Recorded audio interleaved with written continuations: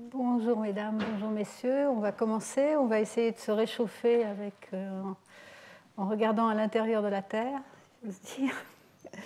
Et donc aujourd'hui, la dernière fois, je vous ai présenté un peu un historique de la découverte des tremblements de terre profonds, ainsi qu'un aperçu de où on les trouve, dans quels endroits autour du monde. Et j'ai commencé à parler de la minéralogie du manteau qui va être importante pour essayer de les comprendre. Et donc je voudrais commencer par reprendre un peu les bases de ce qu'on connaît sur la structure. Tiens, ça ne marche pas. Pourquoi ça ne marche pas? Structure interne de la Terre. Bon, je vais peut-être faire comme ça. Voilà. OK. Alors, on connaît déjà depuis assez longtemps, depuis la première moitié du XXe siècle, et avec des améliorations au cours de la seconde moitié du XXe siècle, la structure moyenne en profondeur dans la Terre grâce à l'étude des ondes sismiques, des temps de propagation à l'intérieur, des temps de propagation des différentes ondes sismiques, ainsi que des fréquences des modes propres de la Terre. Et donc ça a donné lieu à des modèles qui présentent donc les variations de la densité, de la vitesse des ondes S et de la vitesse des ondes P à l'intérieur de la Terre, donc depuis la surface jusqu'à la profondeur. Celle-ci augmente en moyenne et donc avec en particulier la région qui va nous intéresser, c'est la partie supérieure, ce qu'on appelle le manteau supérieur, qu'on définit de manière, disons, classique, allant de 0 à 660 km de profondeur. Et vous voyez que cette région est un peu plus chahutée, il se passe plus, il y a des discontinuités dans cette région, dans la structure élastique, donc qui correspond à des changements dans la structure cristalline et du matériau.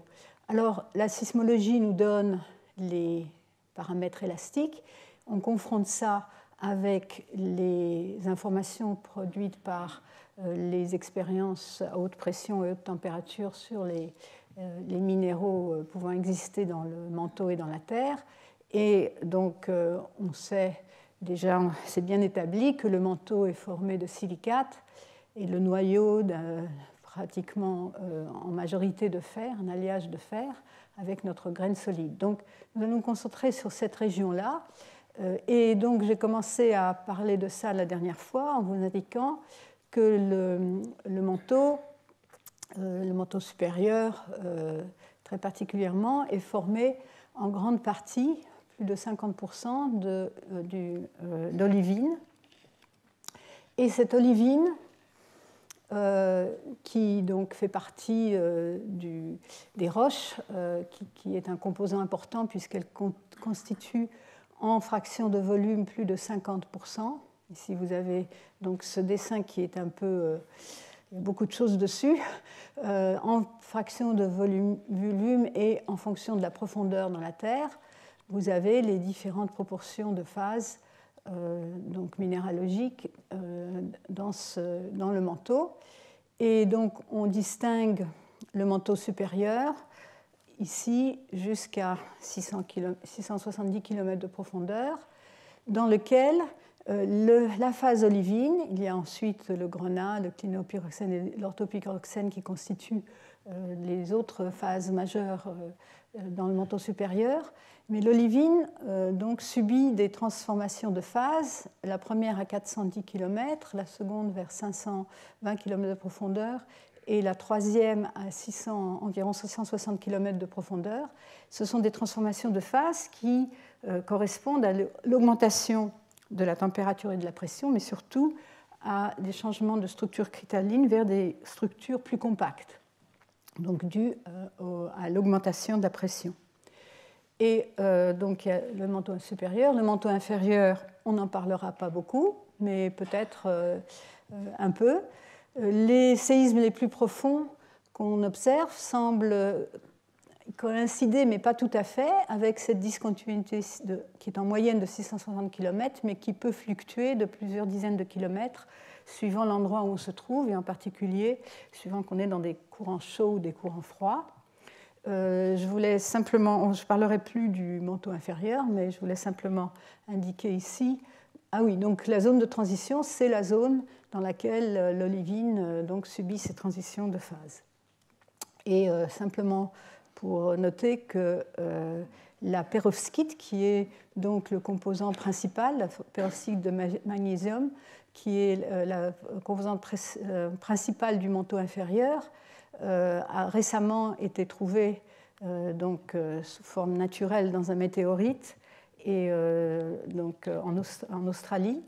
Et il lui a été donné le nom de Bridgmanite pour célébrer Bridgman, qui a eu le prix Nobel en 1946, je crois, pour ses travaux donc, à haute pression, de la physique de haute pression. Donc les noms, c'est soit olivine, c'est un nom générique de la structure, une structure orthorhombique. Ensuite, les transformations sont dans des formes plus compactes de type cubique. Et à environ 660 km de profondeur, à 23 gigapascales de pression correspondant à la température moyenne dans le manteau à cette profondeur-là, cette olivine se décompose en oxyde, donc un mélange d'oxyde de magnésium et de fer, et en structure de perovskite, donc qui a maintenant le nom de Bridgmanite, avec en plus une certaine proportion de perovskite de calcium. Donc, concentrons-nous dans cette région-là. Pourquoi c'est important? C'est parce qu'on va regarder dans les zones de subduction où on trouve la majorité des tremblements de terre profonds. Donc, nous avons donc, je vous ai déjà montré cette figure. Il faut se représenter cette plaque de subduction qui plonge à l'intérieur de la Terre, et en plongeant, elle va rencontrer les différentes zones de différentes pressions et différentes températures dans le manteau. Et donc, encore une fois, alors, je répète simplement qu'à 400 km, 400-410 km, l'olivine se transforme en structure plus compacte, celle du spinel. Ensuite, c'est une réaction exothermique avec une pente de Clapeyron positive. Donc la pente, quand on dessine en fonction de la pression et de la température, à quelle pression et température a lieu cette transition de phase, la pente est positive. Et à 520 km, cette structure spinelle qui s'appelle Wadsleyite se transforme en Ringwoodite. Là aussi, c'est des noms. Vous reconnaissez le nom de Ringwood, qui est qui a proposé le modèle de la pyrolite, le modèle de la composition du manteau supérieur. Cette discontinuité a moins d'effet sur les vitesses sismiques. C'est aussi une discontinuité qui dégage de la chaleur avec pente de Clapeyron positive. Et celle de 660-670 km, donc la décomposition en perovskite et magnésiolustite ou ferropériclès, ça dépend des proportions du magnésium et de fer, est en fait une réaction endothermique donc qui absorbe de la chaleur et dont la pente de Clapeyron est négative. Donc ça, c'est des éléments qu'il faut avoir à l'esprit d'un point de vue dynamique et d'un point de vue de ce qui peut se passer à l'intérieur de la zone de subduction. Notons que cette limite, qui correspond donc à la définition classique de la limite entre le manteau supérieur et le manteau inférieur, correspond à une augmentation de densité assez importante de l'ordre de 10%. Et là, ce qui est indiqué ici, c'est des changements de volume. Donc il y a des diminutions de volume avec donc compactification à chaque fois qu'on passe, qu'il y a une de ces transitions de phase. Alors donc ça, c'est la zone de subduction quand elle plonge dans le manteau. Il y a encore des détails ici que nous verrons plus tard. Mais comment ça commence? Alors la plaque qui va finir par redescendre dans le manteau, elle est formée sur une dorsale. Par exemple, la dorsale Est-Pacifique, ça pourrait être la plaque Pacifique, et ici la plaque Nazca, avec ici l'Amérique du Sud, par exemple. Et donc, vous avez la convection mantélique qui va faire remonter la matière sous les dorsales. Avec la remontée de la matière, à cause de la décompression, il va y avoir fusion partielle et donc séparation d'une partie donc fluide. Ça, je préfère ce dessin-là qui montre un peu mieux la façon dont ça se passe. C'est pas toujours facile de trouver les schémas appropriés. Donc, on va avoir une séparation du fluide qui va donner, en se solidifiant, en se refroidissant, la croûte océanique formée de basalte. Donc, c'est ce qu'on appelle le MORB, le Mid-Ocean Ridge Basalt, le basalte formé sous la dorsale. Et le résidu de cette fusion partielle va être composé de ce qu'on appelle une roche qu'on appelle la harzburgite.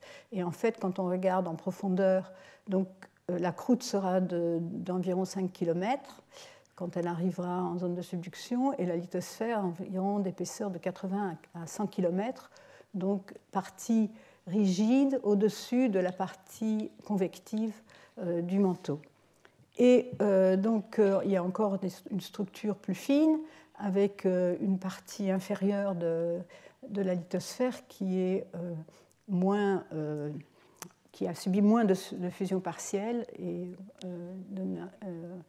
la roche correspondante s'appelle l'erzolite. Donc, nous reviendrons en plus de détails à la minéralogie des plaques de subduction quand elles s'enfoncent dans le manteau. Là, je voulais juste vous attirer votre attention sur le fait qu'il y a une croûte et une lithosphère de composition différente. Une autre chose à remarquer, c'est qu'en arrivant ici dans la zone de subduction, cette croûte va aussi entraîner des sédiments et aussi entraîner de l'eau. Donc elle va s'hydrater et ça va jouer un rôle important, en particulier pour l'existence du volcanisme en arrière des zones de subduction. Notons encore une fois que ce qui se passe, pour revenir en arrière, ce qui se passe, qui est indiqué un peu mieux ici, c'est que les nouvelles plaques se forment ici, le matériau se refroidit et se solidifie, et le nouveau matériau repousse les plaques de plus en plus loin, et en s'écartant, les plaques vont se refroidir et la lithosphère va s'épaissir. Alors, un calcul assez classique permet de déterminer, un calcul assez simple, de déterminer la variation de l'épaisseur de la lithosphère en fonction de l'âge de la plaque. Donc l'âge à la dorsale, c'est 0 million d'années, et plus la plaque s'éloigne, enfin le morceau de roche qui s'éloigne de la dorsale est de plus en plus vieux, et la roche va se refroidir. On mesure les flux de chaleur au fond des océans. On voit un flux de chaleur très important au-dessus de la dorsale. Il diminue quand on s'en éloigne. Avec les données qu'on a de flux de chaleur et en supposant un modèle simple de refroidissement de demi-espace, on peut déterminer que la lithosphère s'épaissit au moins jusque vers 80 millions d'années d'âge, en moyenne dans le monde entier, dans tous les océans. Elle s'épaissit en fonction de la racine carrée de l'âge, qui est c'est en résolvant les équations de la conduction dans un demi-espace, donc refroidi par le haut. Alors donc nous avons notre lithosphère qui s'épaissit. À partir d'un certain temps, d'un certain âge, en fait cette relation en racine du temps s'aplatit, enfin s'aplatit, ça ne continue plus, et donc on atteint une épaisseur de lithosphère d'environ 80 à 100 km, dont on sait décrire de manière simple la structure thermique, et donc ces structures thermiques de nos jours deviennent de plus en plus complexes puisqu'on y ajoute toutes sortes de conditions aux limites et les considérations dynamiques, mais elles permettent d'avoir une idée des températures qui règnent à l'intérieur de la plaque quand elle plonge. Et donc là, oui, je représente ce qui se passe au moment où la lithosphère refroidie, donc plonge dans le manteau.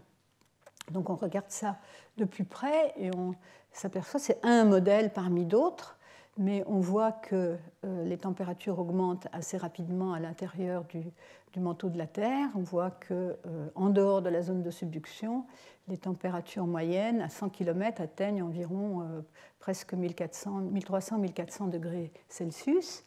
Mais dans la plaque, puisque la plaque est rigide et que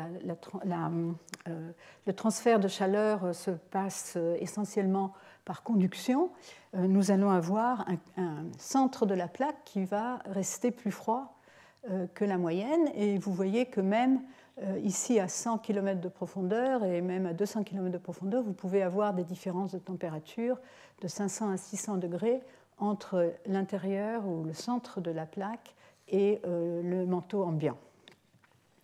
Alors, revenons. Alors ici sont représentés schématiquement les séismes de profondeur relativement superficielle et les profondeurs intermédiaires.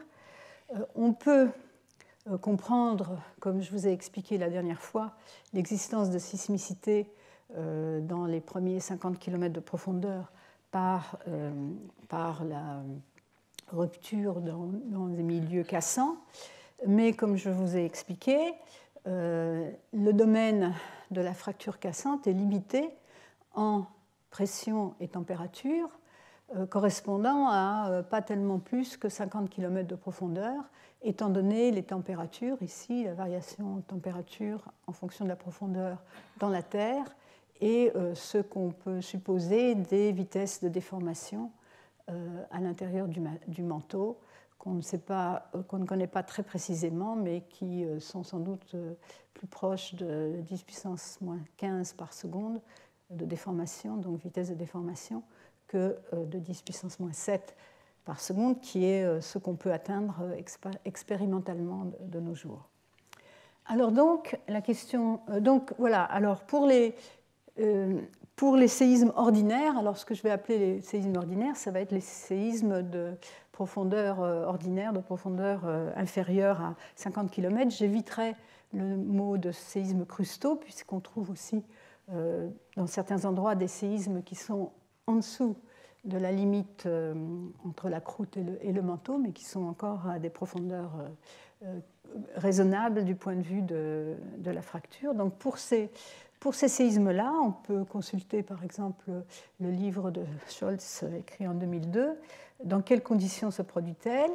La possibilité de fracture dépend de deux choses. Elle dépend de la contrainte de cisaillement qu'on va appeler taux appliqué et de la pression de confinement, la pression ambiante. Donc, disons, en première approximation, la pression hydrostatique, sigma H. Et pour une pression ambiante sigma H donnée, une fracture peut se produire lorsque la contrainte de cisaillement dépasse une certaine valeur, donc taux F, qui est la contrainte de fracture, qui est donnée par ce qu'on appelle le critère de Coulomb, qui donc est écrit comme taux 0 plus un coefficient de fracture mu multiplié par la contrainte donc ambiante, et avec ces deux facteurs qui dépendent de la roche. Donc, bon, pour ceux qui connaissent un peu la mécanique, c'est ce qu'on dessine dans les fameux diagrammes de Moore. Et lorsqu'une faille s'est développée, la contrainte critique doit satisfaire à la loi de Baeyer-Lee, où on remplace simplement l'expression par des expressions faisant intervenir la friction, donc en particulier le coefficient de friction. Donc, deux conditions, hein, deux facteurs qui interviennent, la pression donc, dans le milieu et la contrainte de cisaillement appliquée. Alors, donc revenons un peu en arrière. En 1924, Griffith avait déjà proposé que la fracture se produit lorsque les fissures s'ouvrent sous l'effet de la contrainte de cisaillement. Et depuis, ce modèle a été modifié pour tenir compte de certains facteurs, mais l'idée, c'est la suivante, c'est que vous avez donc une contrainte de compression maximale dans cette direction-là, la contrainte d'extension dans cette direction-là, et sous l'effet des contraintes appliquées, donc des contraintes qui peuvent être appliquées par la dynamique dans le manteau ou dans la croûte, vous allez créer des fissures qui vont s'ouvrir dans la direction de contrainte minimale, donc perpendiculairement à la direction de sigma 1.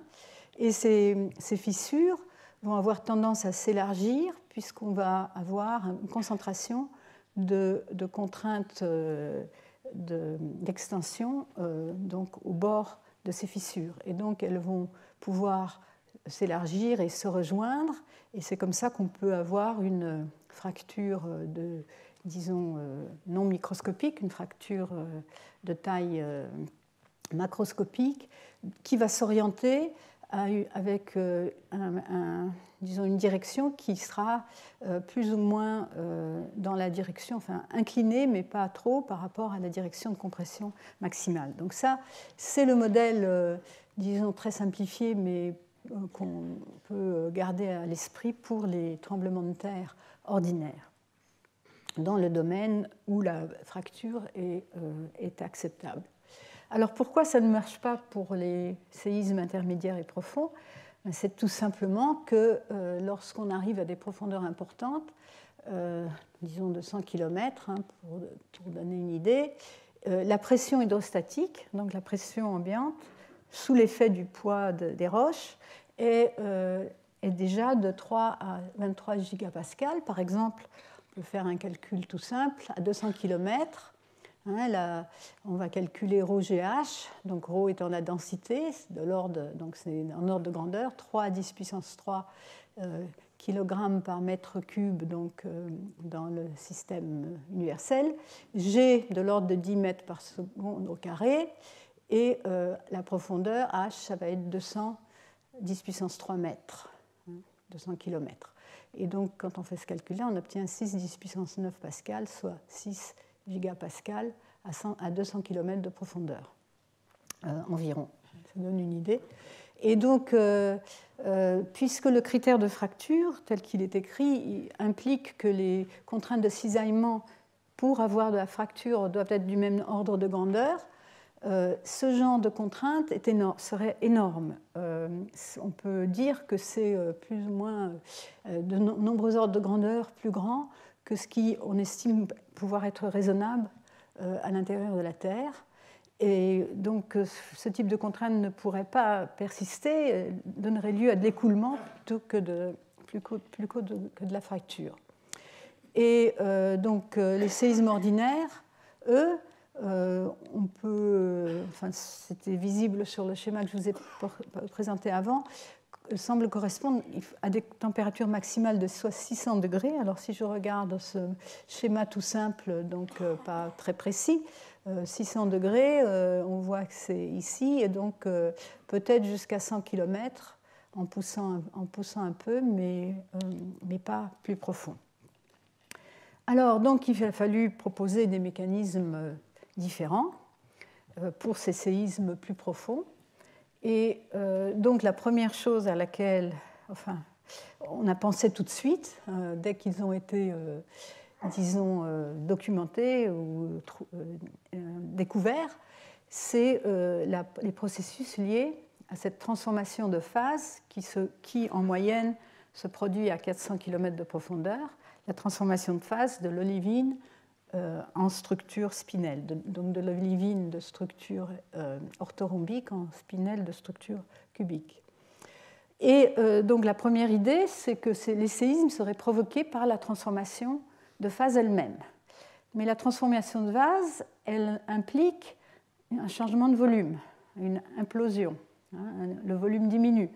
Donc on aurait une implosion. Il faudrait qu'on ait une évidence que dans ces tremblements de terre, dans les intermédiaires, disons au profond, on ait un changement de volume. Donc on va voir qu'en fait c'est plus ou moins écarté. Enfin, cette hypothèse est pratiquement écartée. Pas tout à fait, mais pratiquement. Par contre, on peut avoir aussi un autre processus qui est aussi lié à la transformation de phase, mais qui est plutôt une conséquence de la transformation de phase plutôt que la transformation de phase elle-même, et qui se produirait si on peut supposer que l'olivine peut exister dans un état métastable à l'intérieur de la plaque en subduction, c'est-à-dire que l'olivine puisse subsister à des pressions à des profondeurs plus grandes que normalement que dans le manteau ambiant. Alors ensuite, un autre processus qui a été proposé, c'est des processus liés à la déshydratation des roches, qu'on appelle en anglais dehydration embrittlement, fragilisation par déshydratation, je ne suis pas très sûre comment traduire ça en français, et donc qu'on peut comprendre. Alors bon, je vais parler de toutes ces hypothèses avec un peu plus de détails. Et puis finalement, une troisième hypothèse qui est considérée, c'est celle d'une instabilité plastique en présence de contraintes de cisaillement. On en parlera plus tard.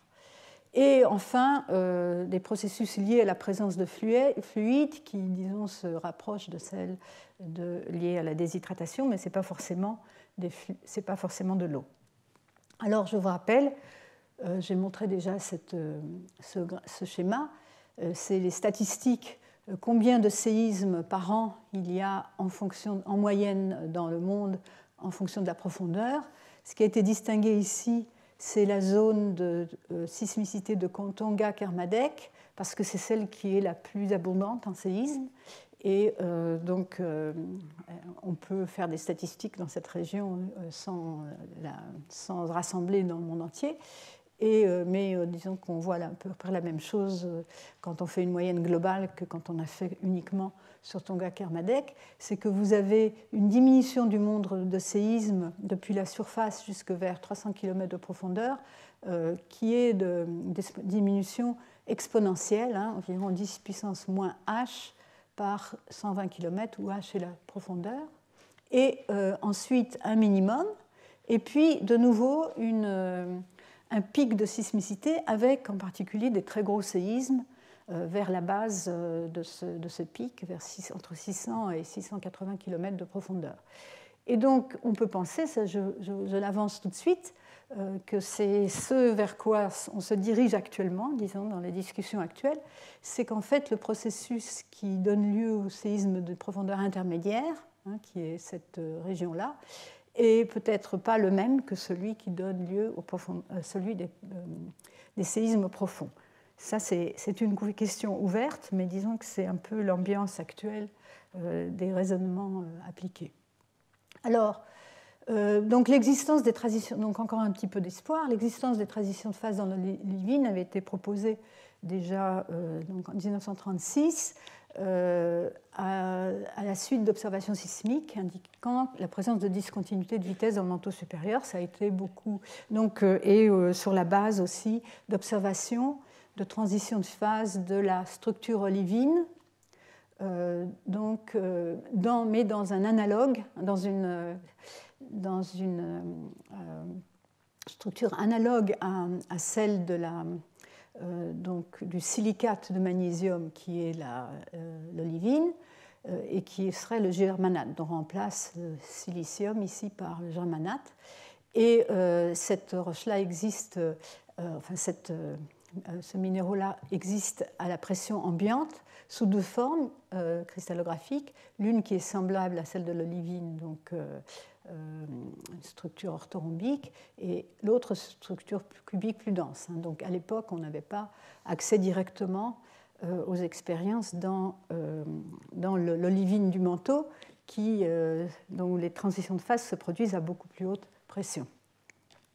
Alors, ça a été confirmé depuis, en particulier par les travaux de Bridgman et ceux de Birch, dont un article très, disons, classique sur la relation entre les transitions de phase dans l'olivine et les discontinuités du manteau a été écrit en 1951. Ceci dit, déjà en 1936, les premières suggestions sur un lien possible entre les séismes et les transitions de phase ont été proposées, et en particulier le concept que si on a des mouvements à l'intérieur du manteau, des courants ascendants et des courants descendants, il est possible que de la matière, soit apportée, descendant continuellement dans le manteau et donc subisse continuellement la transition de phase à l'endroit où ça doit se produire, aux conditions adéquates de température et de pression. Et donc que ça pourrait donner lieu à des séismes. Alors, ce qui a un peu donné de confusion, c'est que Benioff, dont nous avons déjà entendu parler, observe, donc un sismologue en Californie, observe un mouvement précurseur à un séisme profond du Pérou qui avait eu lieu en 1961, et il l'interprète vite comme étant dû à une implosion, due donc directement au changement de phase. Mais ensuite, il y a eu donc plusieurs séismes profonds importants, celui de Colombie de 1970 et un autre au Pérou en 1963, qui ont pu être étudiés de mieux en mieux, puisqu'on avait des enregistrements sismiques de plus en plus grande qualité. Et il y a eu cet article qui a beaucoup influencé les géophysiciens, c'est l'observation d'une phase compressive, donc une phase qui pourrait donc correspondre à une implosion juste avant le séisme donc il s'agit de séisme de Colombie de 1970. 80 secondes, ils ont pu isoler cette phase 80 secondes avant la rupture principale. Donc ils ont proposé que c'était dû au changement de phase avec cisaillement induit dans la roche ambiante.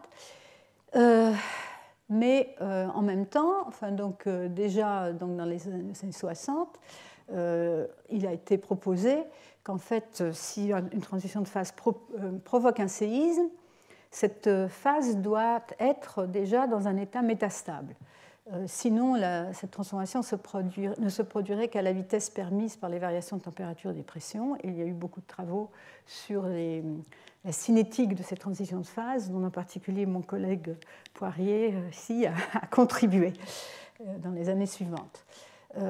Et donc, mais en tout cas, on pensait que c'était possible dans les plaques en subduction. Si ça existe, ce serait possible dans les plaques de subduction où le centre de la plaque est plus froid que le reste du manteau. Alors donc, a suivi une phase intensive de recherche de composantes isotropes, donc retour au sismologue. Et la conclusion, c'est que les mécanismes des séismes profonds ne montrent pas de signes d'implosion. Pas plus que les séismes superficiels d'ailleurs. Les mécanismes sont similaires, je vais vous montrer des exemples.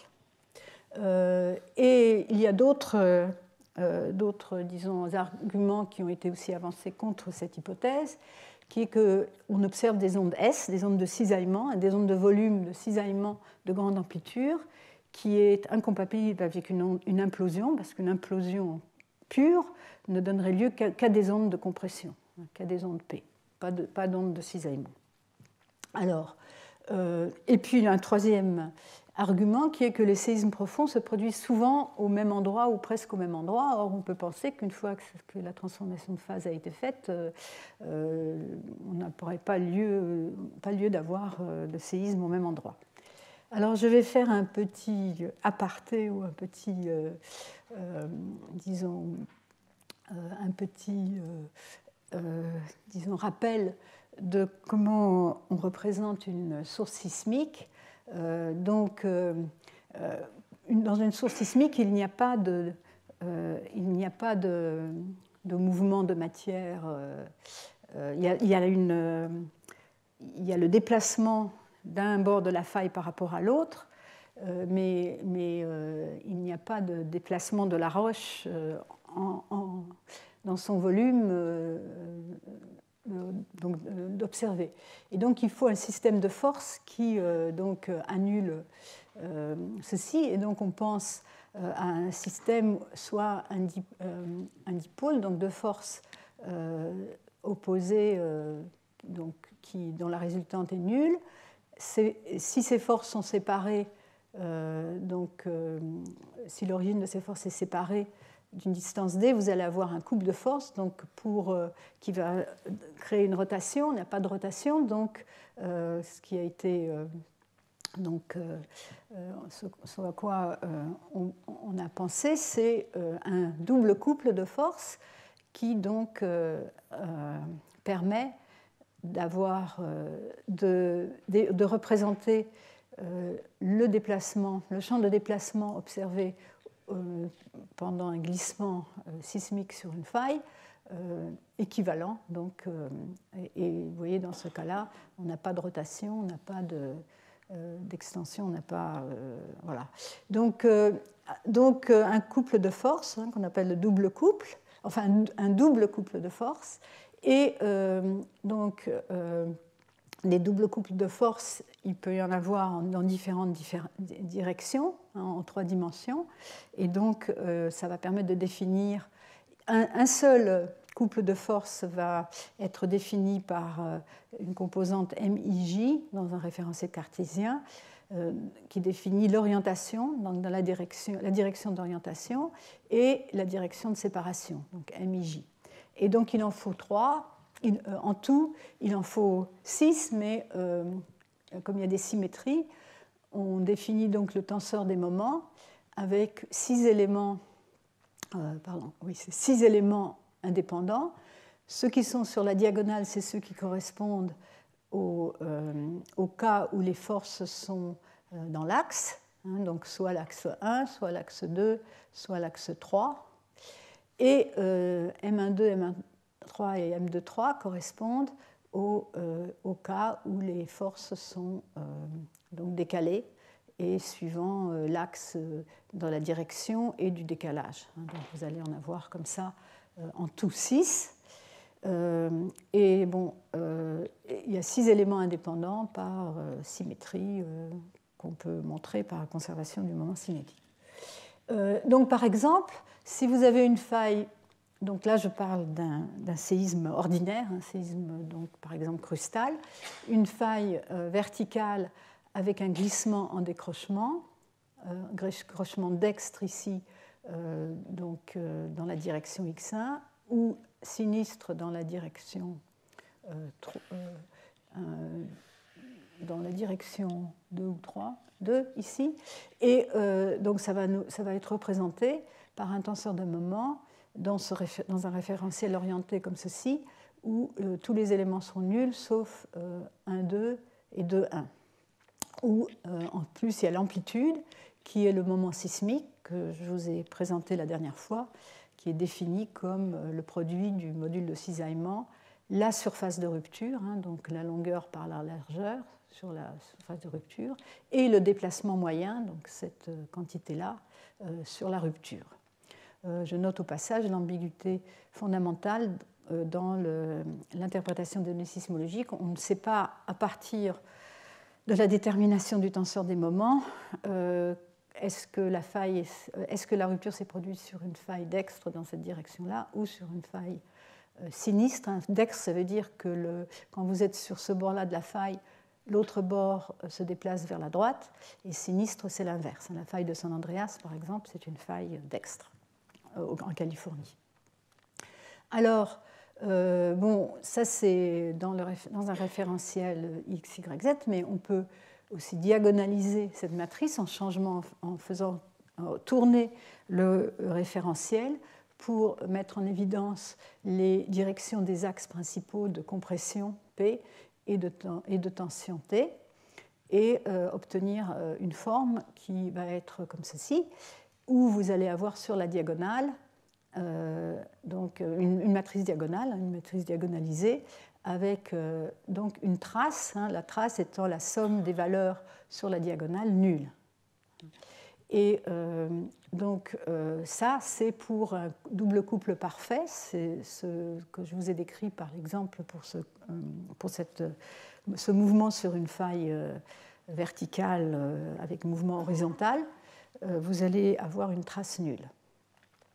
Et par contre, pour une explosion, vous allez avoir un tenseur des moments qui va avoir uniquement des éléments sur la diagonale et en plus des éléments égaux, puisque tout est symétrique. Une explosion parfaite va engendrer des ondes de la même manière dans toutes les directions, dans tout le volume.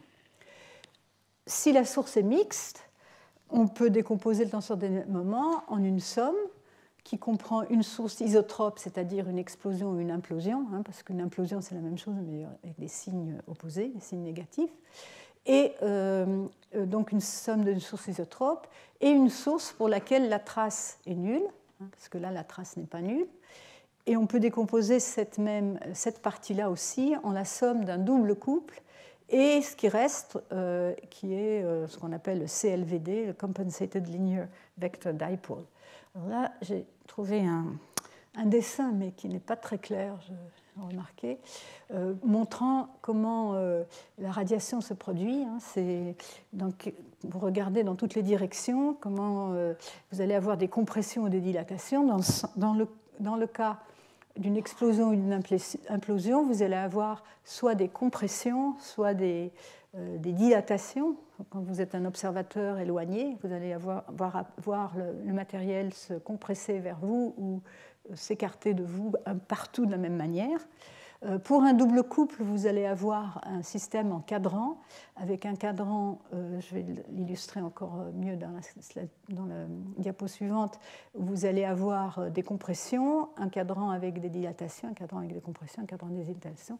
Et le CLVD, c'est un schéma comme ça, un peu plus compliqué, avec des lobes sur, disons, aussi un lobe en plus dans la direction verticale. Et vous avez des plans nuls, de déplacement nul, qui, dans le cas d'une explosion, n'existent pas. Dans le cas d'un double couple, vous avez deux plans orthogonaux qui vont ensuite se décrire par projection sur cette projection utilisée donc de manière classique pour donner ces balles de plage par ces plans qui sont orthogonaux. Et le CLVD va vous donner quelque chose qui va avoir plutôt des cercles dans cette représentation-là. Alors, encore une fois, pour bien comprendre, donc, vous avez une source explosive, vous avez donc des ondes qui vont être émises de la source dans toutes les directions, et vous allez voir partout le premier mouvement dans la même direction, qui devrait être tout le même. Et dans ce cas-là, par convention, quand c'est vers le haut, si on a bien mis les fils où il faut dans les sismomètres, il s'agit d'une compression, et dans d'autres cas, une dilatation. Et donc, ça représente aussi bien une explosion qu'une implosion. Par contre, sur une faille comme celle de San Andreas, vous avez un mouvement, ça c'est la projection de la faille. La faille disons, c'est le plan horizontal, donc la faille est perpendiculaire au tableau. Vous avez d'un côté de la faille déplacement vers la droite, de l'autre côté, déplacement vers la gauche. Vous allez avoir des compressions dans ce cadran-là, hein, comme ceci, et des dilatations. Hein, le mouvement va être loin. Si vous êtes un observateur ici, vous allez voir la roche s'écarter de vous, donc représentée comme ça, et inversement, ici, compression de nouveau et dilatation. Et ça va donner un schéma comme ceci, où je n'ai pas indiqué, mais vous aurez l'axe de compression qui sera au milieu ici du cadran blanc, et l'axe de dilatation qui va être l'axe d'extension qui va être donc, dans ces cadrans noirs. Juste pour donner un exemple de cas où on observe près de la surface cette composante CLVD importante, parce que dans les séismes ordinaires qui se produisent sur des failles, on n'a pas double couple parfait, mais on a une composante, on n'a pas de composante volumétrique importante et on n'a pas de composante CLVD très importante non plus. Mais dans le cas de certains séismes volcaniques, on peut observer des composantes donc, CLVD, donc le complément du double couple dans la partie qui a une trace nulle, qui est importante. Et ici, c'est interprété comme étant dû à la rupture d'une faille en forme conique qui se produirait au-dessous de la chambre magmatique et dont la rupture serait due à la pression qui augmente dans la chambre magmatique lorsque la lave arrive par en dessous d'une source à grande profondeur. Alors, maintenant, revenons à nos séismes profonds. Qu'est-ce qu'on observe? Alors, je vous ai dit qu'il y avait eu cet article en 1975 de Dziewonski et Gilbert qui avait proposé que le séisme de Colombie de 1970 présentait une composante implosive importante, donc compatible avec l'effet de la transition de phase, l'effet direct de la transition de phase.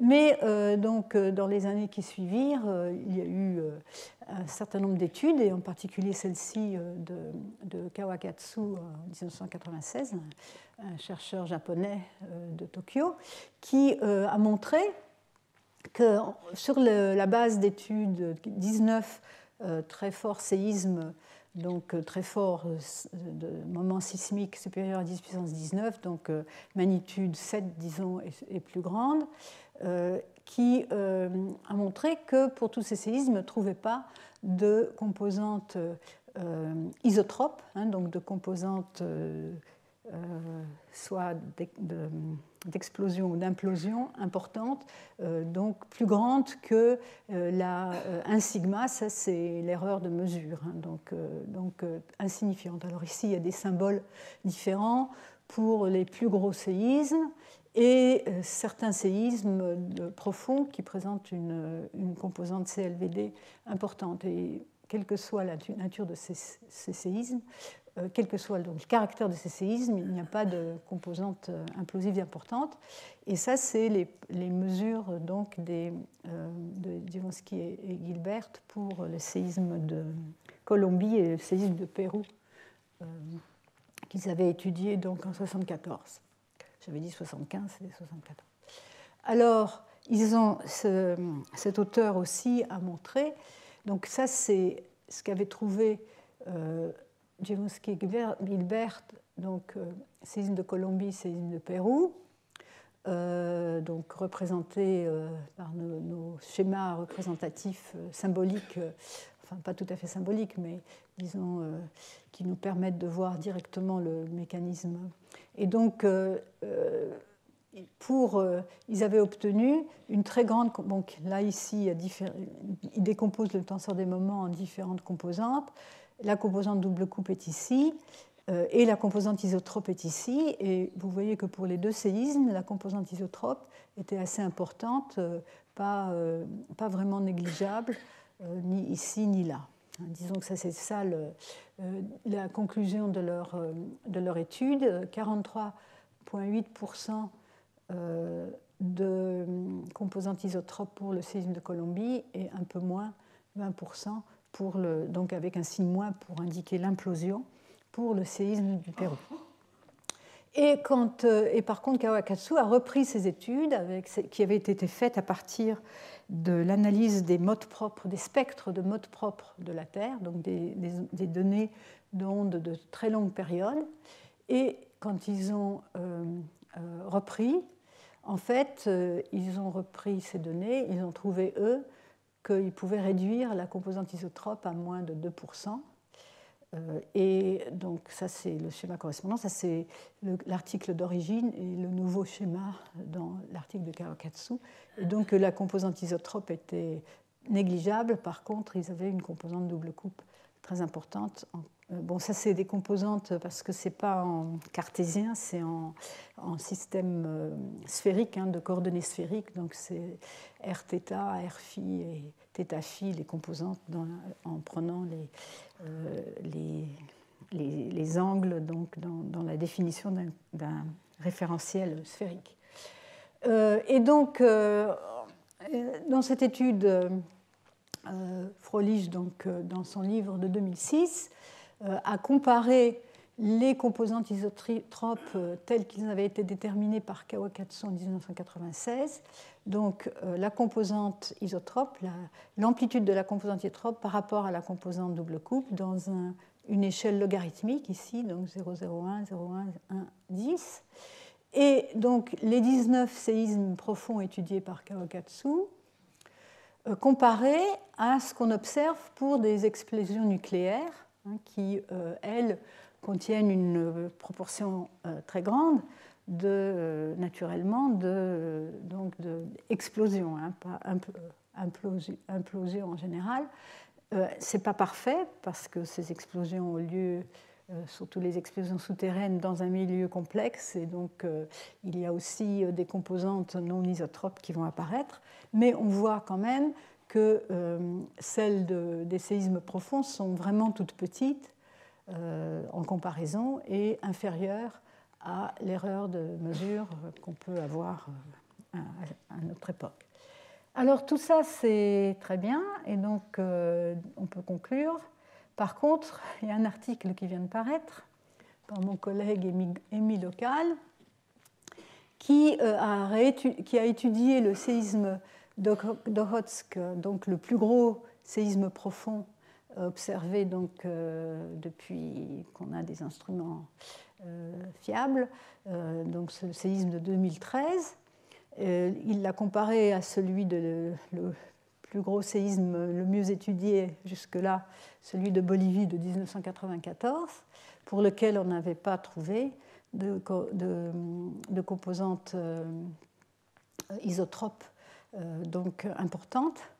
Et lui prétend dans cet article que le séisme d'Okhotsk présente une composante implosive importante.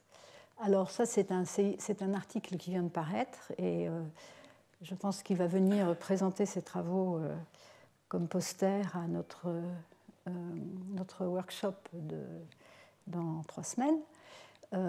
C'est donc tout frais et donc encore pas bien digéré et difficile de dire encore si cette étude va survivre ou pas. En tout cas, disons, on peut conclure tout de même que la composante isotrope, si elle existe, elle n'est pas perceptible de façon robuste, excepté le dernier article d'Ocal. Et donc, par contre, la composante CLVD, si elle existe, n'est pas forcément quelque chose de spécial au séisme profond. On en voit aussi un peu dans les séismes superficiels. Elle peut être due non pas à un processus,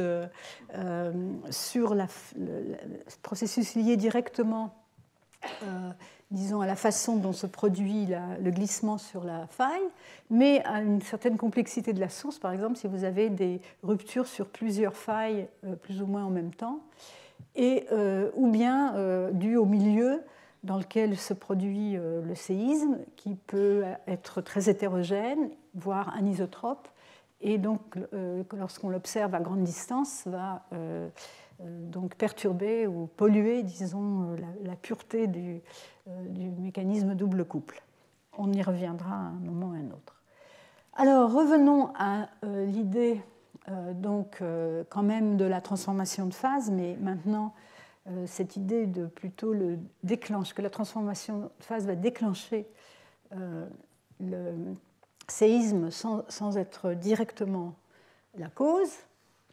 Donc cette idée que l'olivine puisse exister à l'intérieur de la zone de la plaque en subduction sous forme métastable, donc sous forme qui veut se transformer rapidement en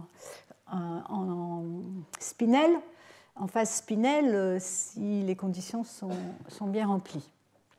Et donc, voilà, donc ça je vous rappelle simplement ce schéma à garder en tête. On s'attend à cause des variations de température, donc qui sont qui sont très chaudes à l'extérieur et de plus en plus froides à l'intérieur de la plaque, que s'il y a cette zone aura la forme d'une langue, donc de plus en plus étroite avec la profondeur. Et bon, si la zone ici est de 80 à 100 km d'épaisseur, cette zone, surtout à grande profondeur, sera assez étroite, de moins de 20 km de largeur peut-être, ces profondeurs-là. Alors, donc l'idée, c'est que le changement de volume et le dégagement de chaleur associé au cours de la transition de phase peut déclencher une instabilité dans un environnement de contrainte de cisaillement.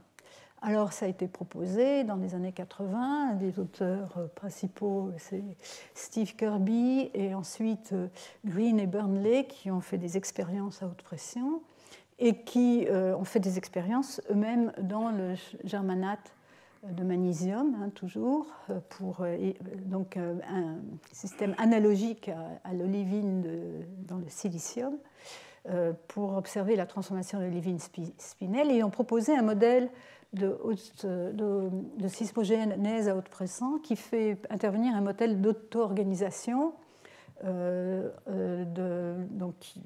avec des fissures qui vont se raccorder et créer donc des zones de faille, et qu'on appelle les anti-cracks pour les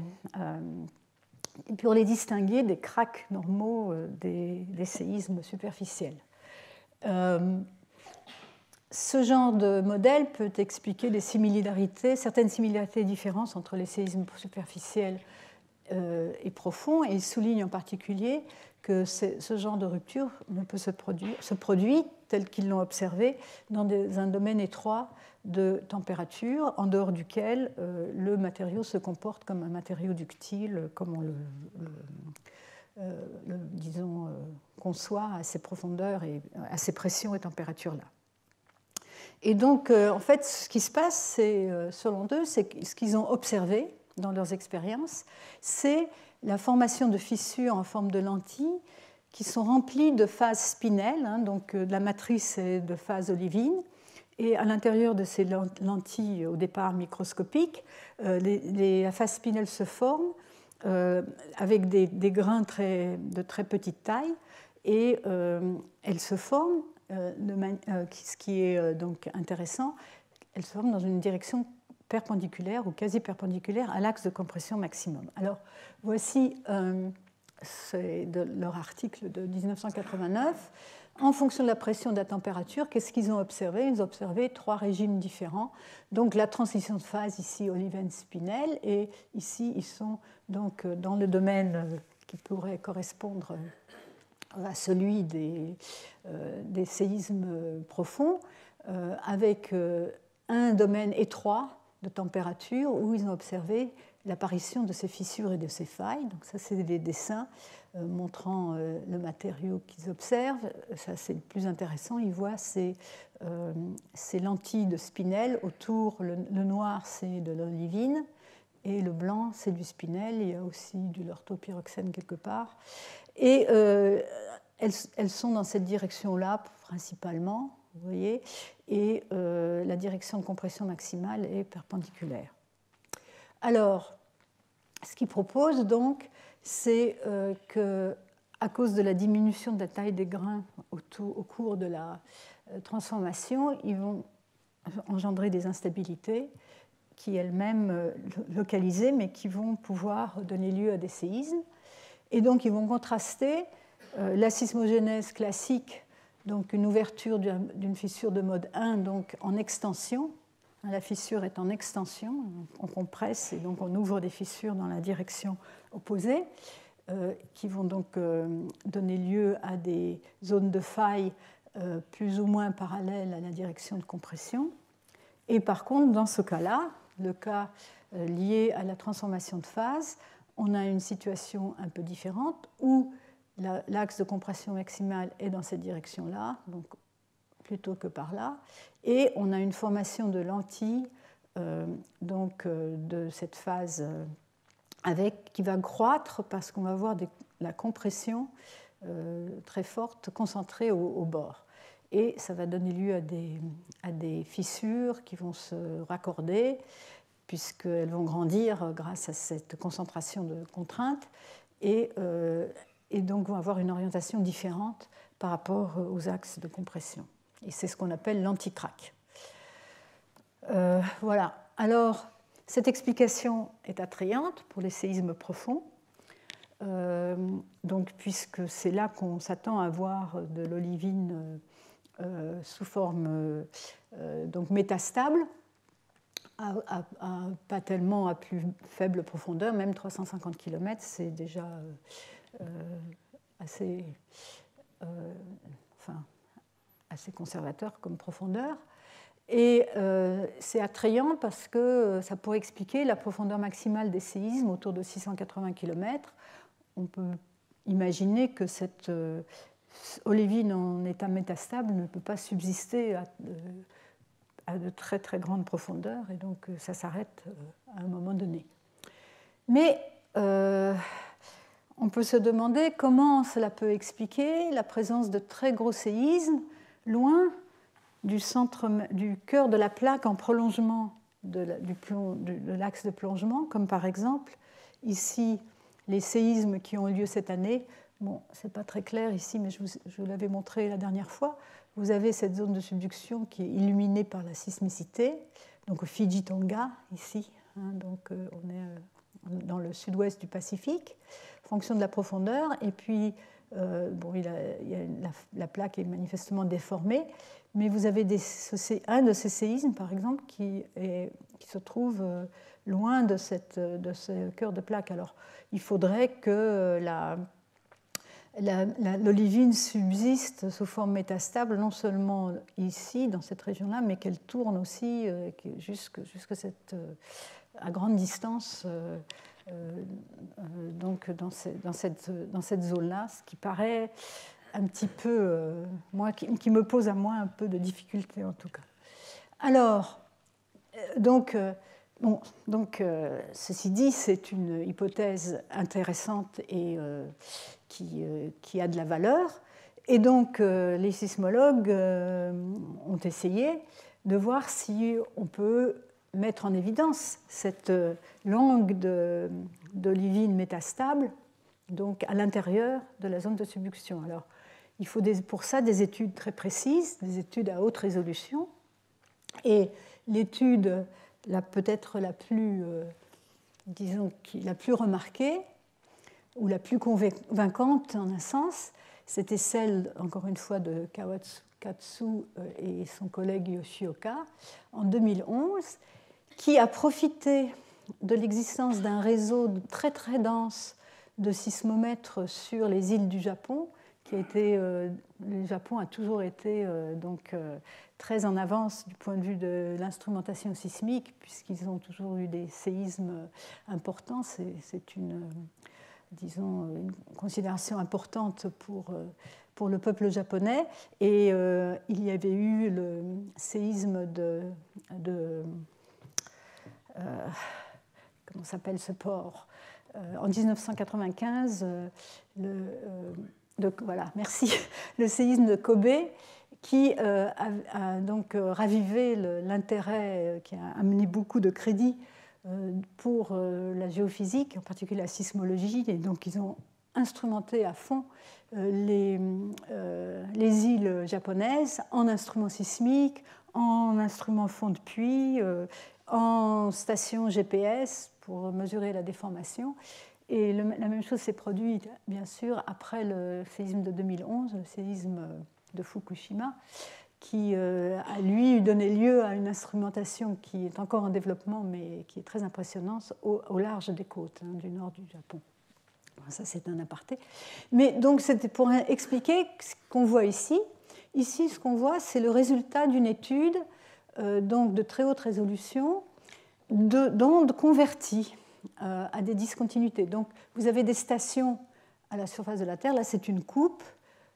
D'ailleurs, je ne sais pas si c'est vraiment cette coupe-là, parce qu'il n'y a pas énormément de stations en fond de mer, mais bon, il y a les volcans ici, les stations sismiques qui sont indiquées par des points noirs, et sous chaque station, vous regardez les ondes qui arrivent de loin, les ondes télésismiques, et quand les ondes P télésismiques, les ondes de compression télésismique, quand elles rencontrent une discontinuité forte dans la structure élastique, elles ont la possibilité, elles vont être déflectées d'abord, elles vont changer de direction, suivant les lois de l'optique, comme les lois de l'optique, mais elles peuvent aussi avoir la possibilité d'être converties en ondes de cisaillement.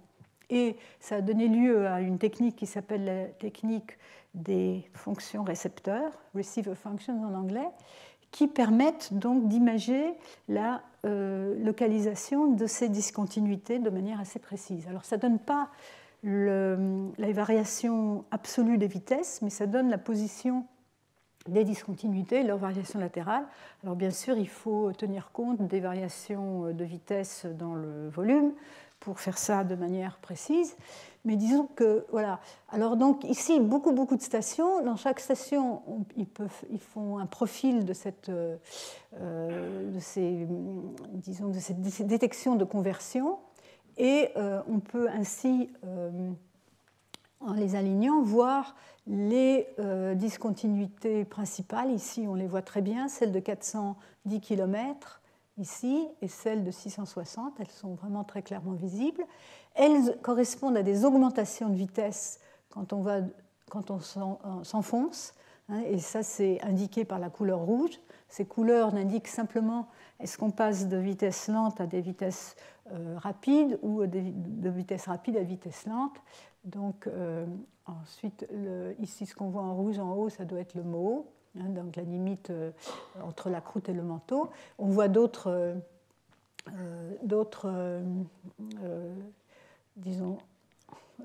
choses, d'autres discontinuités. Mais vous voyez cette région ici où les discontinuités semblent être perturbées. On voit une déflexion de la discontinuité de 660 km.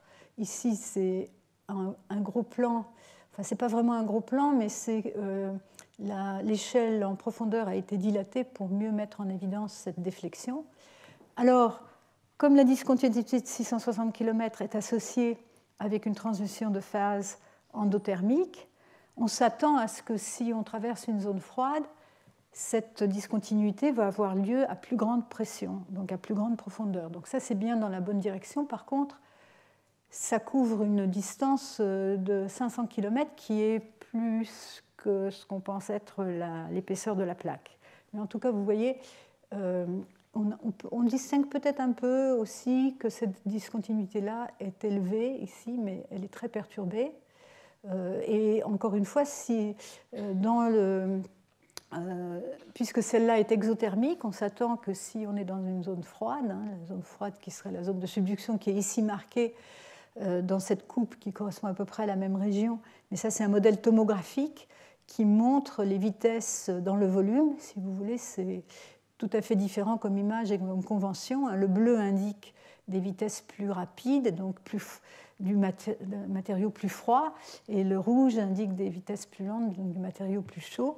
Le blanc, c'est les points blancs, c'est les séismes qu'on peut suivre ici jusqu'à vers 410 km de profondeur, correspond bien à cette région-là. Et encore une fois ici, on voit encore ça, c'est encore les séismes. Et ils mettent en évidence une zone ici qui serait donc à l'intérieur de la plaque et qui correspondrait, disent-ils, au bord de la zone d'olivine métastable. Donc ici, ce serait donc la transformation de phase serait donc aurait une orientation, disons, inclinée par rapport à l'orientation moyenne à l'extérieur. Donc voilà, c'est ça l'observation. Ils ont donc appliqué une technique très sophistiquée où ils ont pu, disons, là, ils ont montré vraiment par comparaison avec la tomographie qu'on était bien à l'intérieur de la plaque et pas d'un côté ou de l'autre, que cette zone correspond bien à l'endroit où il y a les séismes. Et donc l'interprétation ici, c'est que vous avez donc dans cette région-là, on voit là, on voit bien ces horizons, un horizon qui correspond à une diminution de vitesse et un qui correspond à une augmentation de vitesse, et ce seraient les bords de la langue d'olivine métastable. Alors, et donc l'interprétation, c'est celle-ci, c'est que vous avez donc une discontinuité de 160 km qui est déprimée, avec une zone de subduction qui s'étale donc horizontalement au-dessus de cette discontinuité-là. Et donc vous avez une largeur plus grande que celle de la largeur de la plaque à plus faible profondeur. Pour la discontinuité de 400 km, elle est un peu surélevée sur les bords, puisque la température diminue à l'intérieur de la plaque, mais vous avez en même temps cette langue d'olivine métastable qui donne lieu au séisme, au moins les séismes profonds, parce que bien sûr les séismes superficiels et peut-être intermédiaires ne correspondent pas à cette géométrie-là, c'est simplement disons un modèle thermique de la plaque. Je vous en ai montré un autre. Celui-ci montre une plaque un peu plus complexe dans cette région, avec étalement au-dessus de la discontinuité ou autour de la discontinuité de 660 km, qui est un résultat qui provient de l'interprétation des modèles tomographiques. Alors, donc, ok, peut-être observation de l'olivine métastable, observation difficile, qui n'a pas été vraiment reproduite de manière systématique, disons, depuis. C'est encore à faire. Par contre, la question qui se pose, c'est cette question de largeur. Est-ce que donc cette langue d'olivine métastable, elle doit être très étroite à cette profondeur-là, et on peut donc regarder les gros séismes et essayer de déterminer la surface de rupture et voir si c'est compatible avec une surface de rupture étroite, comme ça, dans la zone de transition. Donc c'est ça, est-ce que la largeur de la rupture sismique est compatible avec l'hypothèse de l'olivine métastable? Et donc pour cela, il y a des études, là j'en reparlerai, mais on essaie de déterminer les dimensions latérales de la source. Ça a été fait, ça a pu être fait pour les gros séismes à partir des années 90, où on a eu assez d'enregistrements sismiques de bonne qualité pour le faire. Et en particulier pour le séisme de Bolivie et de Tonga, on a pu voir que cette zone était plus épaisse que ce à quoi on pourrait s'attendre s'il s'agissait de ruptures dans l'olivine métastable, au moins si la plaque n'est pas déformée, qui pourrait bien sûr introduire des complications. Et donc, dans ce cas-là, ça montrerait que la rupture ne peut pas être seulement due à cette transformation de phase métastable. La Bolivie 1994, les sismologues ont aussi montré, en étudiant la source sismique, que la vitesse de rupture était très lente, environ 20% de la vitesse des ondes S, qui est relativement lent pour pour un séisme comparé à des séismes, gros séismes superficiels.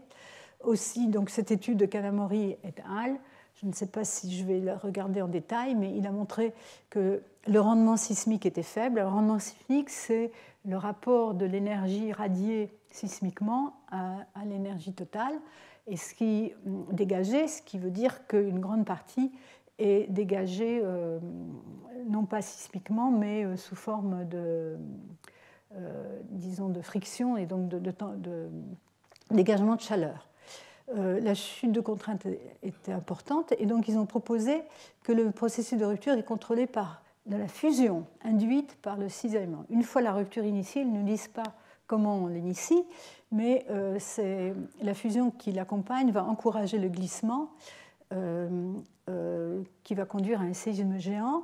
C'est un peu comme, si vous voulez, ce qui se passe quand vous avez un skieur qui skie et vous avez une couche de glace de neige qui va fondre, une couche très très fine de neige qui va fondre au passage du skieur dû à son passage et aux contraintes qu'il implique. Mais bon, on verra peut-être, j'aurai le temps de montrer des exemples plus récents, que en fait, pas tous les séismes ont ces caractéristiques. Ce qui est difficile, alors il faut voir une caractéristique très, très spécifique des séismes profonds, c'est qu'ils ont très peu de répliques.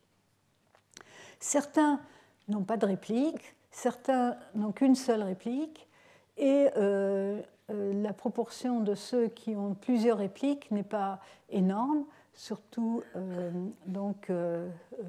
ici vous avez deux représentations de ceci, donc la fraction des séismes qui ont des répliques, lesquels ont une seule réplique, donc ici 15%, lesquels ont plusieurs répliques, environ 40%. Donc, et quand on va en profondeur, ça diminue. Ici, donc, seulement jusqu'à 200 km de profondeur. Ici, une autre façon de représenter le nombre de répliques. Il est normalisé par rapport à la taille du séisme pour avoir quelque chose de comparable. Et on voit qu'il n'y a pas énormément de répliques. Or, c'est la zone de réplique qui nous permet, est une façon d'illuminer la surface de rupture, et donc ça rend les choses plus difficiles pour les séismes profonds. Les ruptures sont aussi complexes. Ici, on montre, c'est pour le séisme de Bolivie de 1994, ce qu'on appelle la fonction temporelle de la source. Ça montre comment la rupture a évolué dans le temps. Donc on a disons, reprojeté les enregistrements sismiques vers la source, et on a regardé comment ça se produit, comment la rupture évolue dans le temps, et on observe souvent dans ces séismes profonds plusieurs épisodes, donc sur une durée ici de 40 secondes, donc assez courte, avec plusieurs épisodes énergétiques qui pourraient correspondre à des ruptures qui ne seraient pas nécessairement dans le même plan de faille, ce qui est bien sûr assez difficile à voir à très grande distance. Et des études de Bolivie, ici deux études différentes montrant les dimensions, le glissement sur la faille en fonction sur le plan de faille, ici, qui est... Alors, il y a encore cette histoire de plan de faille vertical ou plan de faille plus ou moins vertical ou plus ou moins horizontal. J'ai omis de vous dire qu'en général, dans les séismes profonds, vous avez un plan de faille presque vertical et le plan conjugué presque horizontal. Et à cause de l'ambiguïté qu'on a, on est difficile de déterminer si la rupture se produit sur le plan vertical ou plutôt sur le plan horizontal. Il y a des indications, je pense, de plus en plus nombreuses, que c'est plutôt le plan de faille quasi horizontal qui est le vrai plan de faille, mais ça n'est pas. Il y a encore pas mal de discussions à ce sujet. Mais ici, donc, ça a été représenté on a choisi le plan de faille horizontal qui donne explique les données un tout petit peu mieux que le plan de faille vertical. Et vous voyez une dimension de rupture, tout ce qui est bleu. Ici, donc, déplacement important de plusieurs mètres. En bleu, ici, 4-5 mètres, qui, environ une dimension de l'ordre de 50 km sur 50 km, un peu plus même. Ça, c'est une autre étude un peu similaire, mais qui est représentée un peu différemment, mais qui montre aussi que la rupture a atteint ici des dimensions de l'ordre de 50 km sur 50 km, qui est plus que ce qu'on peut imaginer avec la zone de... Alors, je vois que j'ai été un peu lente.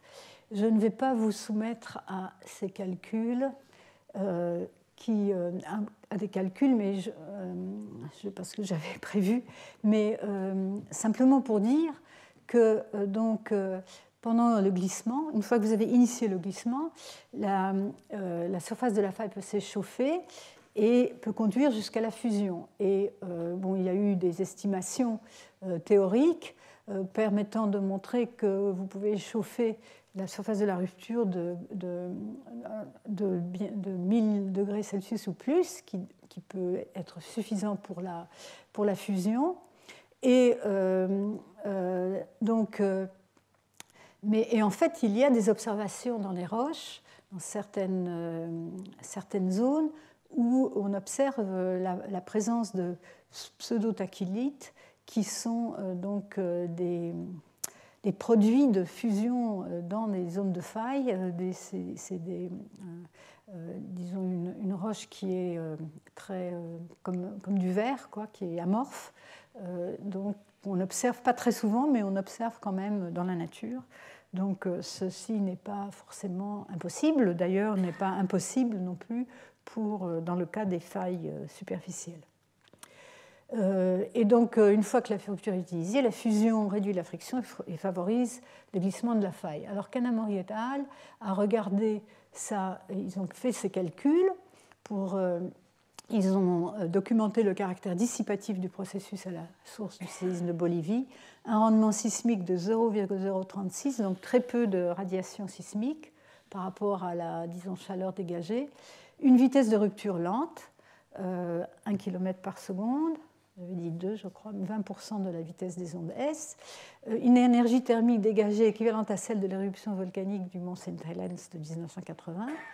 Et donc, ils en ont déduit que c'était suffisant pour faire fondre une couche de 31 cm d'épaisseur et donc, a fortiori, une couche plus fine. Donc, ça, j'ai déjà dit. Donc là, je présente les calculs, mais je n'ai pas le temps d'entrer dans les détails. Si ça vous intéresse, ce sera mis en ligne. L'important, c'est de voir que ça n'est pas... que ça n'est pas, disons, complètement impossible de pouvoir avoir ici vous avez une augmentation de la température qui tient compte de la température de fusion, la chaleur latente de fusion, etc. Que vous pouvez avoir sur une zone toute petite, ici ce serait l'épaisseur donc de la zone de fusion. Si vous avez des augmentations de température qui pourraient correspondre à de la fusion avec donc une épaisseur de fusion toute petite qui ne serait certainement pas disons, détectable du point de vue sismique. Alors, donc nous gardons à l'esprit ces différentes interprétations possibles. Je voudrais parler, pour terminer, un peu de cette hypothèse de déshydratation et donc de fragilisation par déshydratation. Simplement pour vous rappeler, ce que j'ai dit au début, c'est que donc pour avoir une fracture, vous avez à respecter la condition de Coulomb et que si vous avez des fluides, la présence de fluides dans la roche va réduire la contrainte normale. La contrainte normale va être réduite par la pression interstitielle, donc la pression dû à la présence du fluide. Et donc, ça va permettre une rupture à des disons, contraintes de cisaillement moins fortes. Et donc, ça nous conduit disons, à regarder la possibilité que les plaques en subduction contiennent de l'eau, au moins jusqu'à une certaine profondeur. Et donc, l'idée, c'est que ces roches hydratées qui ont été hydratées par contact avec l'eau dans l'océan, donc au moment où, tout au long de la, disons, de la progression de la plaque vers la zone de subduction et au moment de rentrer dans le manteau. Et ces minéraux donc hydratés vont à un moment ou à un autre, à une certaine pression, une certaine température, relâcher ces fluides, et à ce moment-là, la fracture peut se produire à des pressions plus hautes et des températures plus hautes que dans une roche sèche. Et cette explication est celle qui est préférée actuellement pour les séismes de profondeur intermédiaire. Alors ici, simplement, je reviendrai, je pense que je vais passer beaucoup de temps là-dessus la semaine prochaine. C'est simplement un diagramme de phase qui donc présente cette possibilité. Vous avez ici, en fonction de la température et de la profondeur augmente dans cette direction-là, cette fois-ci, avec la pression équivalente de l'autre côté. Les symboles, donc les triangles et les losanges, sont là la zone où on a des séismes de profondeur intermédiaire. Et vous avez le diagramme de phase montrant les transitions de phase ou la déshydratation de phase hydratée, l'antigorite étant le silicate hydraté de cette formule-là, qui va se déshydrater pour donner les silicates les secs, qui ne contiennent plus cette combinaison OH, l'hydroxyle, la phosphérite, l'enstatite et le talc. Alors ça, c'est des expériences qui ont été faites dans une période de haute pression et de température, qui ont été faites sans présence de fer, qui changerait un peu les choses, mais qui vous montrent qu'on est bien dans le domaine de profondeur et de température qui correspond au séisme profond. Et je vois que j'arrive à la fin, mais je vais vous donner un avant-aperçu d'une observation importante concernant les séismes intermédiaires. C'est la présence de zones sismiques de Wadachi-Benioff doubles. Alors ça, on n'en a pas du tout parlé encore, mais ces observations qui ont aussi été faites pour la première fois au Japon grâce au fait qu'il y a toujours eu plus de stations sismiques au-dessus de zones de subduction du Japon qu'ailleurs, dès les années 70, avec une localisation rendue possible assez précisément de ces séismes donc de profondeur intermédiaire, on s'est aperçu qu'au moins au Japon, en fait, ces zones de Wadachi-Benioff étaient en fait composées de deux zones séparées, une zone au-dessus et une zone en dessous, parallèles à la direction de plongement de la plaque, ce qu'on appelle les zones donc doubles. Ça n'est pas la seule observation. En plus, l'état des contraintes est différent dans la zone supérieure et dans la zone inférieure. Avec la zone supérieure, l'état des contraintes est un état où la compression maximale est dans la direction du mouvement de la plaque. Et dans la zone inférieure, c'est les axes d'extension qui est dans la direction de plongement de la plaque. Et ceci a été interprété, au moins au début, disons que l'interprétation qui est venue à l'idée, c'est que quand vous avez votre plaque qui plonge, elle est déformée, elle doit passer de la position horizontale à une position inclinée. Donc elle se plie, elle se déforme, et arrivée à une certaine profondeur, elle reprend une direction assez droite, quoi, assez plane. Et donc cet état de contrainte pourrait correspondre au redressement de la plaque, unbending en anglais, qui pourrait donc donner lieu à de la compression donc dans la partie supérieure et à de l'extension dans les parties plus profondes de la plaque. Alors je pense que je vais arrêter là et je reprendrai ça parce que c'est un sujet assez fascinant. On a bien sûr observé ça non seulement au Japon, mais dans d'autres régions du monde, et je vous donnerai un peu plus de détails intéressants sur le comportement de ces zones doubles de Wadachi-Benioff. Voilà, je vous remercie.